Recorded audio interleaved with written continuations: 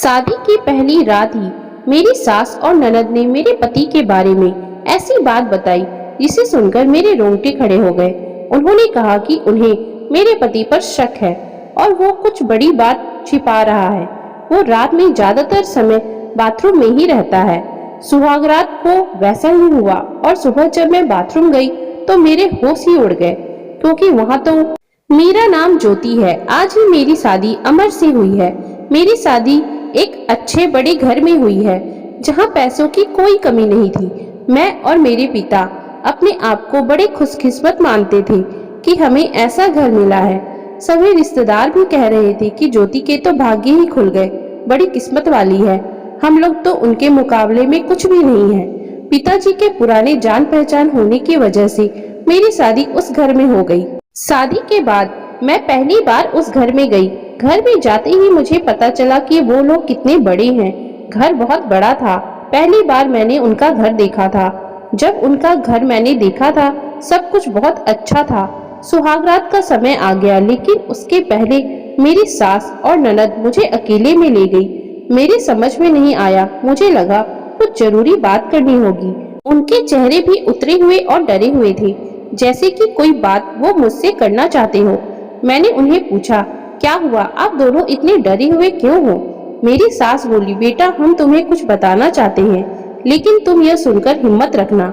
साथ ही मेरी ननद भी बोली कि अब हम जो तुम्हें बताने वाले हैं वो बात हम तीनों के बीच में ही रखना। यह बड़ा घर है, यहाँ बात फैलते ज्यादा समय नहीं लगता, और वो बात सबके सामने आ गई तो हमारे घर की इज्जत मिट्टी में मिल जाएगी। अब तुम इस घर की बहू हो और तुम्हें इस घर का मान सम्मान रखना होगा। उनकी बातें सुनकर मैं सच में थोड़ा डर गई थी। मुझे समझ में नहीं आ रहा था कि वो लोग क्या बोलना चाह रहे हैं। मैंने कहा, आप बताएं, मुझे क्या बात है? मेरी सास बहुत सोचने के बाद बोली कि बहू, मेरा बेटा मर्द नहीं है। उनकी यह बात सुनकर मेरे होश उड़ गए। उन्होंने कहा कि मैं जानती हूँ कि तुम सोच रही होगी कि फिर हमने तुम्हें अपने बेटे के साथ क्यों फंसाया, लेकिन हमारी भी मजबूरी है। हम ये बात ऐसे बता नहीं सकते थे, वरना सभी को पता चल जाएगा। एक बात और है जो थोड़ी अजीब सी है कि मेरा बेटा रात में अक्सर बाथरूम में ही रहता है। पता नहीं वह वहाँ क्या करता है। जब भी उससे पूछो तो यही कहता है कि उसका पेट खराब है। कमरे में जाने के पहले अपने पति के लिए ये सब बातें सुनकर मुझे समझ नहीं आ रहा था कि मैं क्या करूं। मैं बहुत घबरा सी गई थी। मेरी ननद कहती है कि तुम उससे बात करना, थोड़ा समय उसके साथ बिताओ, फिर उससे खुलकर बात करो। अगर कुछ हो सकता है तो हम जरूर करेंगे। हम तुम्हारे साथ हैं। हम तुम्हें कभी अकेला नहीं छोड़ेंगे। सुहागरात वाली रात यह सब सुनकर मैं अपने कमरे में जा रही थी। मुझे अब डर लगने लगा था। मैं कमरे में यही सब सोच रही थी कि मेरे पति अमर कमरे में आ गए और उन्होंने कमरा का दरवाजा बंद किया और दरवाजे से ही पेट पर हाथ लगाते हुए आए। बिस्तर पर मेरी तरफ पीठ कर बैठ गए और बोले कि उनका पेट खराब है, और कुछ ही सेकंड में वो उठकर बाथरूम में चले गए। बिल्कुल वैसा ही हुआ जैसा कि मेरी सास और ननद ने मुझे बताया था। पेट खराब हो तो थोड़ी देर बाद वो बाथरूम से बाहर आ जाते, लेकिन वो करीब 1 घंटे तक बाथरूम में ही रहे। मैं बाहर चुपचाप अपने बिस्तर पर बैठी रही। उन्हें मैंने आवाज भी नहीं दी। बस यही सब सोचते सोचते मैं बिस्तर पर लेट गई। करीब 2 घंटे बाद वो बाथरूम से निकले। मेरा अब उनसे बात करने का मन ही नहीं था। मुझे लगा कि मेरे साथ धोखा किया गया है। वो भी चुपचाप अपने बिस्तर की साइड पर जाकर सो गए। सुबह मैं अपने आप को खुशकिस्मत मान रही थी और रात होते होते अपनी किस्मत को कोसने लगी। सुबह मैं जल्दी उठी और बाथरूम में गई। बाथरूम में मैं जैसे ही गई मेरे होश उड़ गए, क्योंकि बाथरूम में एक नई नाइटी थी और साथ ही मेकअप का सामान। ये सब क्या था, मुझे समझ नहीं आ रहा था। एक ऐसे इंसान से मेरी शादी क्यों करवा दी? सुबह मेरी सास और ननद ने मुझसे पूछा, क्या हुआ बेटा रात में? मैंने कहा, वही जो आपने बताया था। यह कहकर मैं रोने लगी। मेरी ननद ने कहा, माँ मैं कह रही थी ना, ऐसे किसी लड़की की जिंदगी खराब मत करो, लेकिन तुम सभी ने मेरी बात नहीं मानी। अब ये क्या, ऐसे ही यहाँ घुट घुट कर रहेगी? मेरी सास बोली कि बेटा तू जो भी फैसला लेगी हम तेरे साथ है, लेकिन तुझे ये वचन देना होगा कि यह राज की बात तेरे मुंह से कभी नहीं निकलेगी। अगली रात फिर वो कमरे में आए। मुझे अब उनकी तरफ देखने का भी मन नहीं कर रहा था। मैं चुपचाप अपना बिस्तर करके अपनी साइड पर सो गई, क्योंकि अब बात करने को रखा ही क्या था। उन्होंने भी अभी तक मुझसे कोई भी बात नहीं की। उसकी वजह भी मैं जानती थी। थोड़ी देर वो बिस्तर पर बैठे रहे और फिर उठकर वो बाथरूम में चले गए। मैं समझ गई थी कि वो क्या करने गए हैं। थोड़ी देर बाद बाथरूम से चीजें गिरने की आवाजें आने लगी, कुछ टूटने की। थोड़ी देर बाद आवाज रुकी और इस बार वो जल्दी ही बाथरूम से आ गए। आकर बिस्तर पर सो गए। हमारे बीच में कोई बात नहीं हो रही थी। मैं तो यह सोच रही थी कि मैं क्या करूं। यही सब सोचते सोचते नींद आ गई। सुबह जल्दी उठी और फिर मैं बाथरूम में गई। लेकिन इस बार बाथरूम में जब गई तो सब कुछ बिखरा हुआ था। नई नाइटी को फाड़ दिया गया था। मेकअप का सामान बिखरा हुआ था। बाथरूम में कचरे में एक कागज भी था जिस पर इंग्लिश में कुछ लिखा हुआ था।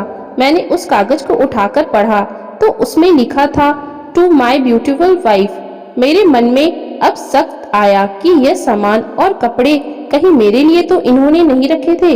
लेकिन फिर मैंने सोचा कि मेरी सास और ननद मुझसे झूठ क्यों बोलेगी। अभी मैंने उनसे कुछ बात नहीं की। सुबह मेरी सास और ननद फिर मुझसे सहानुभूति जता रही थी। मुझे उनकी बातों से लगा कि वो चाहती है कि मैं अमर को छोड़कर इस घर से चली जाऊं। मुझे अब मेरी सास और ननद पर कुछ शक हुआ। मैंने घर की पुरानी नौकरानी से बात की। मैंने बातों बातों में उससे पूछा कि अमर कैसी इंसान है। वो बोली कि वो बहुत सीधे साधे इंसान है। उनकी माँ और बहन तो चाहती थी कि उनकी शादी उनके बहन के पति के रिश्तेदार से हो। बहन और माँ तो बहुत खुश थी, लेकिन उनके पिता नहीं माने और उनके दोस्त के परिचित यानी आपसे शादी करवा दी। वो दोनों तो आपकी शादी के खिलाफ थे। कई दिनों तक घर में लड़ाई झगड़े भी होते रहे, लेकिन तुम्हारे पति यानी अमर जी ने कहा कि पापा जो बोलेंगे वही होगा। मुझे अब पता चल गया था कि मेरी सास और ननद मुझे क्यों भगाना चाहते थे। इसलिए उन्होंने मुझसे झूठ कहा था। उन्होंने शायद अमर को कुछ कहा होगा। रात में अब मैं अमर से बात करने का इंतजार कर रही थी। वो कमरे में आए तो उनका मुंह थोड़ा उतरा हुआ था। यह पहली बार था जब मैं उनसे बात करने वाली थी। उनके आते ही मैंने कहा, क्या आप मुझसे कुछ बात करना चाहते हैं? वो बोले, अब बात करने को रखा क्या है। पापा का विश्वास था कि तुम्हारा घर परिवार अच्छा है, इसलिए मैंने माँ और बहन की ना सुनकर तुमसे शादी की और तुमने मुझसे सच छिपाया। मैंने बोला, क्या सच? सच कि तुम मुझसे शादी नहीं करना चाहती थी। तुम्हारी जिंदगी में अभी भी कोई और है। ये बात तुमने ही तो माँ को बताई थी। घर की इज्जत और पापा के कारण मैं चुप हूँ। मैं कुछ कदम नहीं उठा रहा और मैंने भी देख लिया है। सुहागरात की रात जिंदगी में बहुत स्पेशल होती है, लेकिन मेरे बाथरूम में 2 घंटे रहने पर भी तुम्हें कोई फर्क नहीं पड़ा। माँ ने सही कहा था कि तुम आवाज भी नहीं दोगी, बात भी नहीं करोगी। मैंने पूछा कि बाथरूम में रुकने को उन्होंने आपसे कहा था और वो कपड़े और मेकअप किसके थे? उन्होंने बताया कि वो मेरी बहन ने रखा था। कहा था पहली रात का गिफ्ट है तुम्हारे लिए, बाथरूम में रखा था।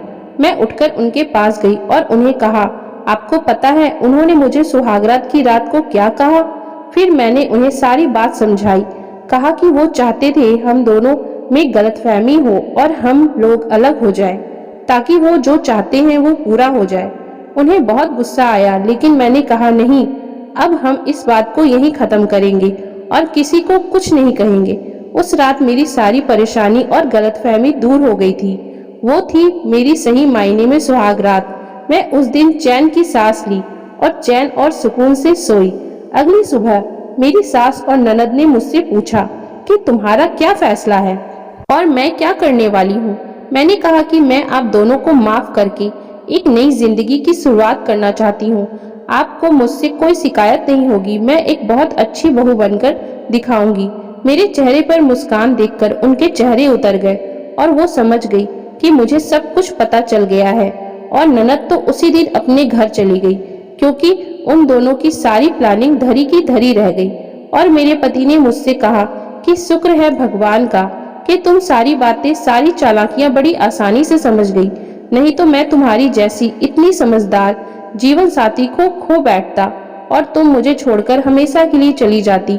मैंने उनसे कहा, नहीं, भगवान हमारे साथ था और हमने किसी का बुरा नहीं किया था, इसलिए हमारे साथ भी बुरा नहीं हुआ और हम दोनों एक दूसरे के गले लग गए और अपनी जिंदगी में खुशी खुशी आगे बढ़ गए। तो दोस्तों, अगर आपको हमारी आज की ये कहानी अच्छी लगी हो तो कृपया आप हमारे चैनल को लाइक, शेयर एंड सब्सक्राइब जरूर करें, जिससे हम आपके लिए और भी अच्छी अच्छी कहानियां लाते रहें। Thank you for watching.